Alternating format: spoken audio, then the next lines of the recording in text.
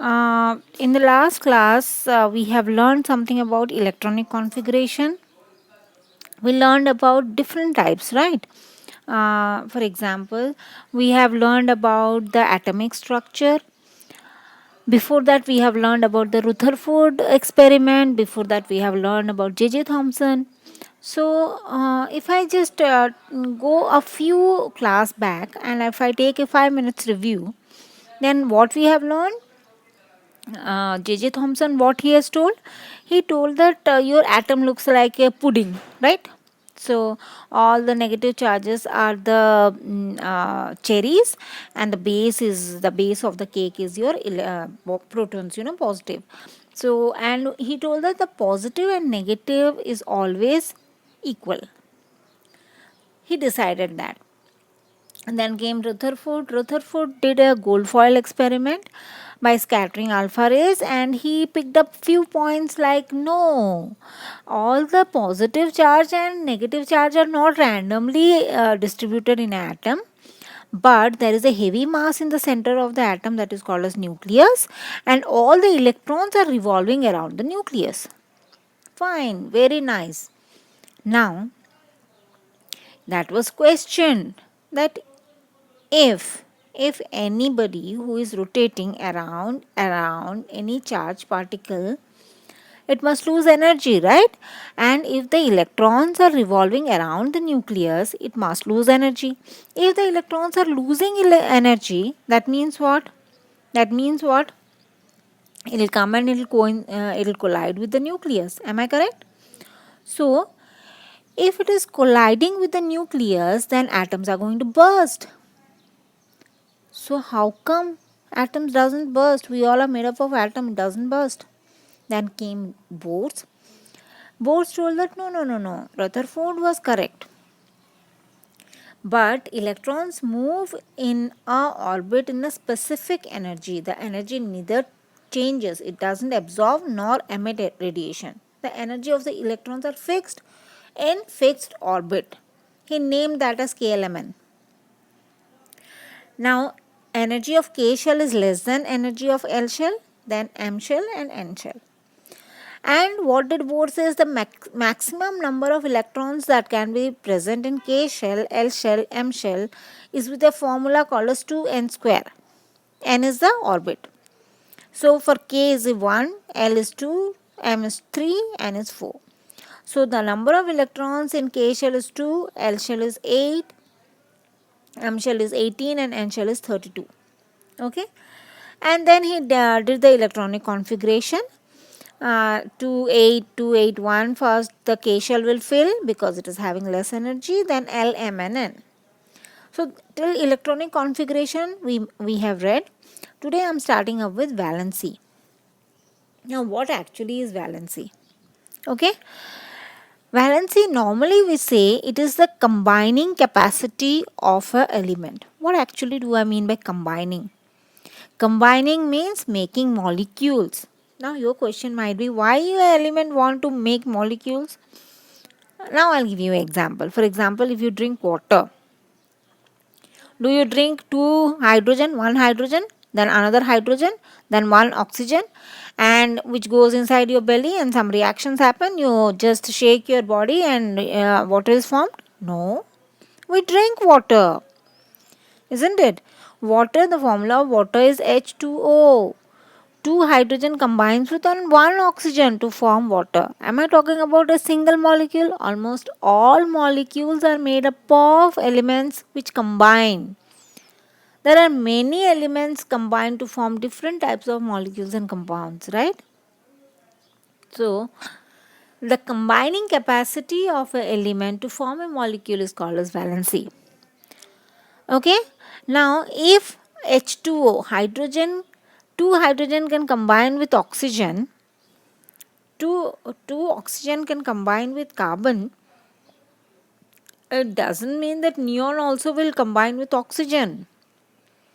It nowhere it is written that fluorine will combine with oxygen.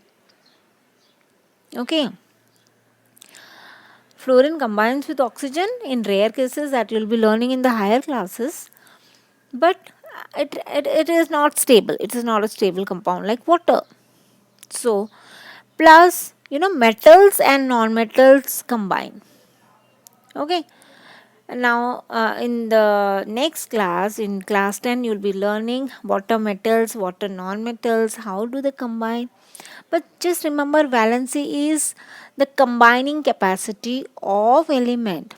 Now, how does it combine? How can it combine? Either it can give electrons to attain octet configuration, it can take electrons to attain octet configuration, or it can share electrons to attain octet configuration. Now in the last class we have discussed about octet configuration. I repeat, octet configuration means the last shell of the element should have 8 electrons. Now why always 8 8 8? Yeah, it is 8 because Bohr said that in 8 electrons elements are very very stable, शांत होते हैं वो, except hydrogen because hydrogen doesn't have a L shell. So to attain octet configuration, elements either give electron, take electron or share electrons. That give take, how many electrons it gives, how many electrons it takes, or how many electrons it shares to attain octet configuration is your valency. Okay. Now this is your octet rule. I have just reminded you of the last class. Atoms can combine either by transfer of valence electron from one atom to another or by sharing of valence electron in order to have an octet or 8 electrons in their valence shell.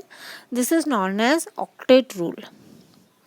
Now next is electronic configuration and valency, how both are related to each other. Now elements valency. Valency are of two types. You can calculate the number of electrons which are present in the last shell. If the number of electrons in the last shell is less than 4 or equal to 4. If it is more than 4, then it is 8 minus the number of valence electron, that is your valency. Okay.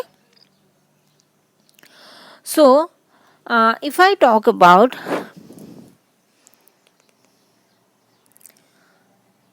now, if suppose I am taking hydrogen, helium, lithium, beryllium, boron, nitrogen. Whiteboard. Nitrogen. Okay. So, if I am taking nitrogen, then what is the atomic number of nitrogen? 7. Yes. What is the electronic configuration? 2 and 5. Yeah. Now, how many electrons are there in the last shell? How many electrons are there in the last shell? Yes, there are 5 electrons in the last shell. So, I'm just telling you, for example, if I take hydrogen, helium, lithium, beryllium, boron, carbon, nitrogen, oxygen, fluorine and neon. Now, I'm directly writing the electronic configuration. It is 1, 2, 2, 1, 2, 2, 2, 3, 2, 4, 2, 5, 2, 6, 2, 7 and 2, 8. Now I write down the valency. Now till 4. The last electron is 4 over here. So how many electrons are there in the outermost orbit? 1, 2. Now children, listen to me.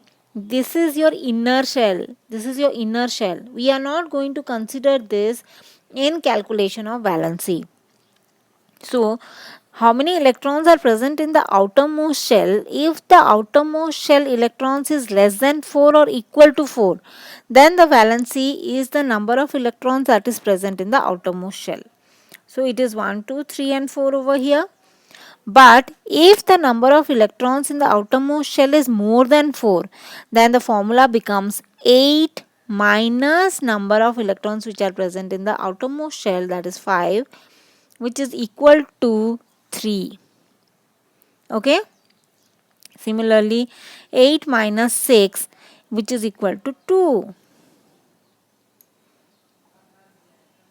Similarly, 8 minus 7, which is equal to 1. And next is 8 minus 8, which is equal to 0. That means what? That means what?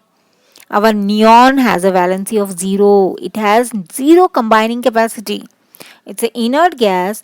All its outermost electrons are filled, so it doesn't react. Understood what is an inert gas? That is why neon is called as an inert gas. Which are inert gas? Group 18 elements are called as inert gas. This is helium, neon, xenon, isn't it?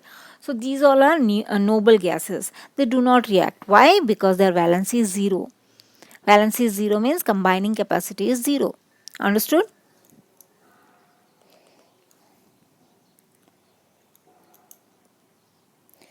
Now, what is your atomic number?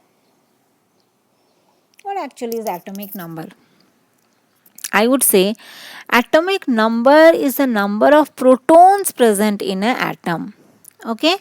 All atoms of a particular element, all atoms of a particular element have same number of protons and electrons. Yes? Same number of protons and electrons. But I would say the number of protons present in an atom is called as your atomic number. So why? Because electrons can be gained, can be given. So there is no consistency of electrons in an atom. But you cannot take out proton because protons cannot be given and cannot be taken. It is constant. And surprisingly, in Earth 118 elements are there and all the elements have different atomic number. That is why they have different physical and chemical properties also. So just imagine how important is your atomic number and how important is electrons and protons in an atom. Same element have same atomic number. Different element have different atomic number. They can combine with each other, but all the same elements have same atomic number. They look alike, their characteristics are same. Okay, so what is atomic number? Number of protons present in an element is called as atomic number.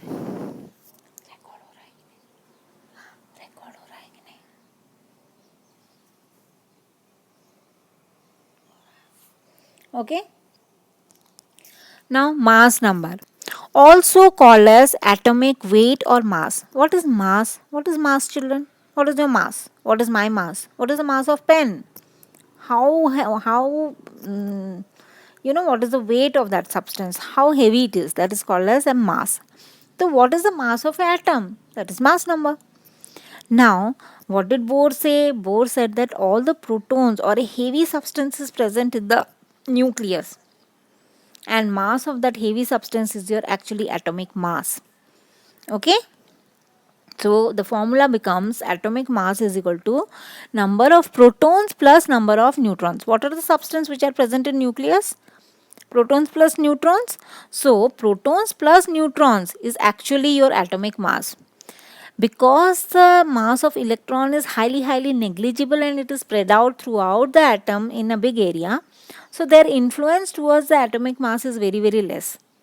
Okay, so they have considered atomic mass to be the mass of the nucleus, and what is present in nucleus? Protons plus neutrons. So mass of protons plus mass of neutron is equal to the mass of is called as atomic mass, or you can say mass number. Now we can calculate this. See, there is a and this is a very good example. You know hydrogen, deuterium and tritium. Hydrogen, or you can say a proton. A proton has one electron, one proton. But helium, deuterium, it is having two protons and two electrons. And this is lithium, which is having three electrons and three protons. So which is more heavy? Definitely lithium is more heavier than that of helium, which is more heavier than that of hydrogen, isn't it? So hydrogen is very least weightless, its weight is very less than that of helium, than that of lithium. Now next topic is our symbol. How a element is symbolized in periodic table, or as such how you can write the symbol of a element. Now they have given the example of oxygen. You see O, it is written in the center, and you see 8 and 16. Remember, 8 is the atomic number and 16 is the mass number. So on right hand side up, we are supposed to write the atomic number, value of atomic number, and below we are supposed to write the mass number. Okay, and O is the symbol, and below that name normally we don't write. So when you write the symbol above, you have to write above in the right or left. Actually it is in the left. We have to write the atomic number, and below we have to write the atomic mass. So what is atomic number? Number of protons. Yes, I do believe number of proton is equal to number of electrons, but not always electrons, because electrons are not fixed. And what is mass number? Mass of the nucleus. It is number of protons plus number of neutrons. Okay. Calculation of neutrons, it's a very easy mathematics. Mass number is equal to protons plus neutrons. So if atomic mass and mass of proton is given, then mass number minus proton will become your neutrons, right? So neutron is equal to mass number minus protons. So in the same way, there is a question over here. What would be the atomic mass of sodium when we have 11 proton and 11 neutron? 11 proton plus 11 neutron is the mass of the nucleus. So answer would be proton plus neutron is equal to 23 grams. And who is having 23 grams of weight? That is equal to sodium. Yeah. Now next is your isotopes. What actually are isotopes? We have learned about atomic number, valency, atomic mass. Now what are isotopes? Isotopes means these are the substances which are having same atomic number but different atomic mass. Now how is it possible? Yeah, atomic mass कैसे इधर उधर हो गया? Again, this actually depends on the number of neutrons, you know. The best example is hydrogen, H1, H2 and H3, proton, deuterium and tritanium. See, in the first model, first picture, you can see one proton and one electron. The red one is your proton and blue one is your electron. So therefore, you see H11. That is why its atomic mass is also 1 and atomic number is also 1. Now in hydrogen or deuterium, H2, that what? One proton is been added, but the atom is neutral. Why? Because neutrons doesn't have a charge, it have a mass. Therefore, it became heavy, but again it is neutral because it doesn't have a charge, and there is one proton and one electron, so positive and negative cancelled with each other, but it is heavier than that of proton.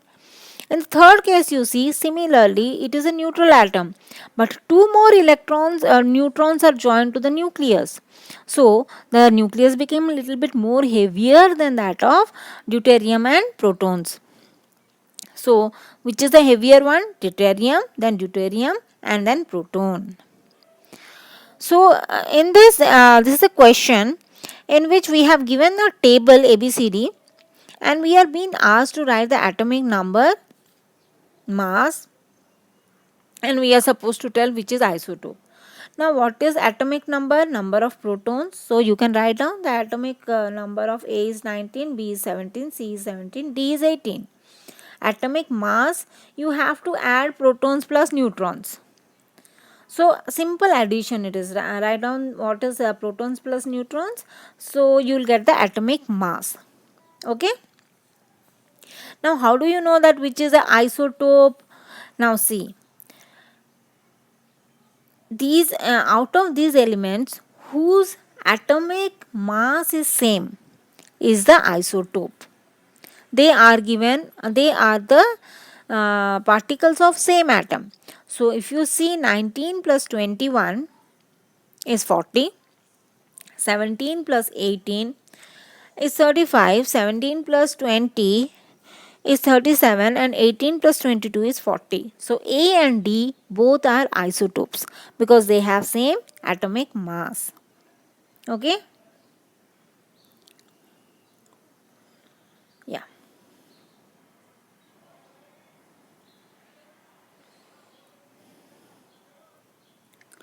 Particle A mass number 7, atomic number 3.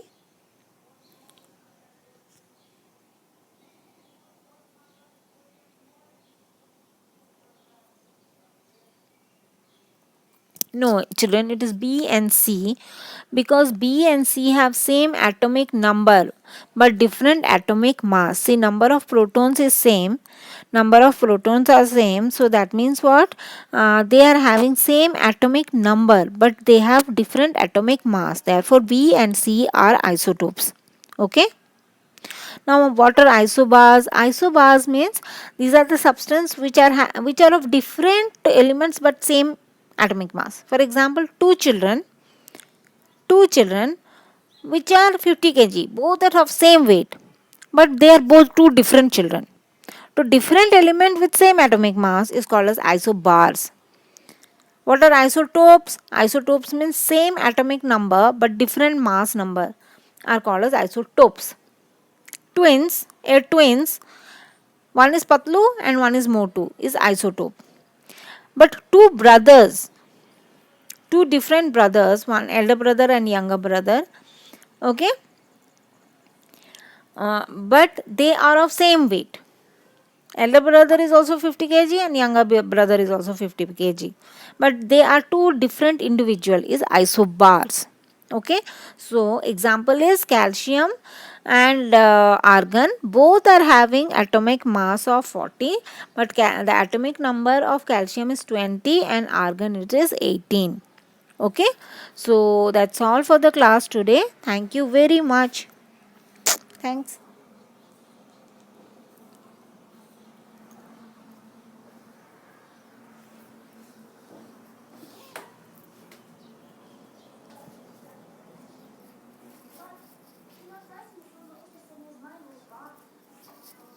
You girls get to jump rope. What are you doing hiding? Avoiding the pain.